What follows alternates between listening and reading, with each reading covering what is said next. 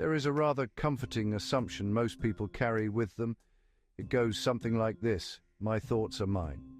My mind is my own, and whatever curious nonsense occurs within it remains at the very least a private affair, a reassuring little arrangement. One might even call it a privacy policy. And in most observable conditions, that assumption holds sufficiently well to be considered functional. Individual cognition is typically bounded by the neural structure of a single organism. Information does not spontaneously transfer between minds. Yes, a very respectable system, neat, contained, comfortingly isolated. One signs the terms and conditions of existence and carries on. There are no such terms. But that's precisely the problem, Doctor. People behave as though there are. That behavior is based on consistent empirical observation. I would say it no longer is. Please, do clarify. Well, if a system exists in which thoughts begin to overlap, if experiences are no longer entirely contained, if patterns migrate, blend, and occasionally borrow one another without so much as a polite introduction, then one must ask a slightly uncomfortable question. Who exactly is thinking here? The answer remains the same. Each cognitive process originates within an individual neural framework. Overlap does not imply shared identity. No, but it does make ownership rather fuzzy.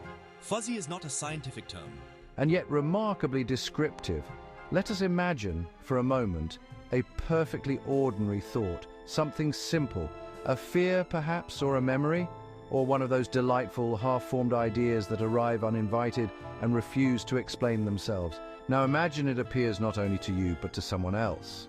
That would indicate pattern duplication. Doctor, if I may, if the contents can move, if the boundaries can blur, if what you experience can, under certain conditions, originate elsewhere, then your private domain begins to look less like a sealed room and more like a shared hallway with smooth lighting. This is an exaggeration. A helpful exaggeration, because the question is not whether minds merge completely. They do not. That would be terribly inconvenient. The question is far more subtle. How much of what you call you is actually negotiated in the presence of others? There is some evidence that cognition is influenced by external input.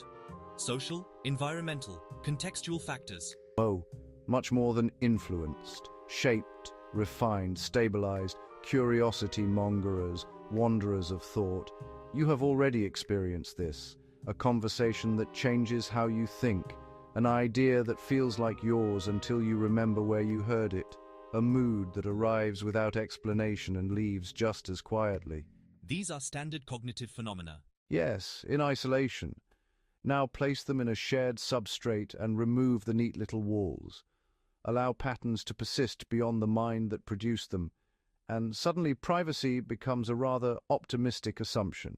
There is still a distinction between influence and identity. You are not dissolving into a collective.